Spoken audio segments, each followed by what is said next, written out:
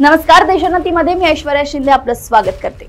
चंद्रपूर जिल्हा मध्यवर्ती बँकेच्या वादग्रस्त भरती प्रकरणी आता सखोल चौकशी होऊन राज्य सरकारला अहवाल सादर करण्यात येणार आहे। मनोज पोतराजे हे आमरण उपोषणाला बसलेल्या आंदोलनाची सांगता मुख्यमंत्री देवेंद्र फडणवीस यांच्या भक्कम आश्वासनानंतर 14व्या दिवशी झाली होती। चंद्रपूर जिल्हा मध्यवर्ती बँकेची लिपिक 261 आणि शिपाई 97 पदांची भरती प्रक्रिया ही सुरुवातीपासूनच वादग्रस्त ठरली। या दरम्यान अनेक गंभीर आरोप करण्यात आले। जिल्हा सहकारी बँके आरक्षणाच्या अटीचं पालन करणं बंधनकारक आहे, त्यात चंद्रपूर जिल्हा बँकेचा देखील समावेश आहे, असं सहकार विभागानं दिलेल्या एका पत्रात नमूद आहे। असं असताना या बँकेनं अनुसूचित जाती जमाती आणि इतर मागासवर्गीय आरक्षण न ठेवता ही भरती प्रक्रिया राबवल्याचा आरोप आरक्षण बचाव संघर्ष कृती समितीचे सदस्य मनोज पोतराजे यांनी केलाय।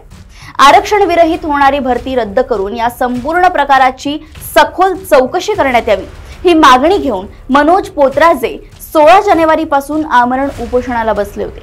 भाजपाचे ज्येष्ठ नेते सुधीर मुनगंटीवार यांच्या नेतृत्वात आंदोलनकर्त्यांनी मुख्यमंत्री देवेंद्र फडणवीस यांची भेट घेऊन हा संपूर्ण घोळ कसा झाला याची माहिती दिली होती।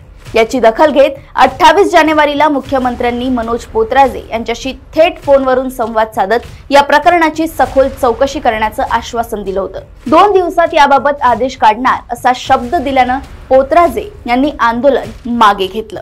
मुख्यमंत्री सचिवालयातून पोतराजे यांना ईमेल प्राप्त झाला। त्यांनी केलेली तक्रार सहकार विभागातील अपर मुख्य सचिव यांच्याकडे पाठवण्यात आल्याचं यातून कळवण्यात आलं। मात्र चौकशी करण्याचे आदेश प्राप्त झाले नव्हते।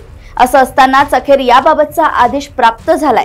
सहकार खात्याचे विभागीय सहनिबंधक प्रवीण वानखेडे यांनी चंद्रपूर जिल्हा उपनिबंधक यांना पत्र पाठवून चौकशीचे आदेश दिले आहेत। यात पदभरतीत आरक्षणाची अट डावलणे, त्यात अनियमितता आणि पारदर्शकतेचा अभाव असे संदर्भ आहे।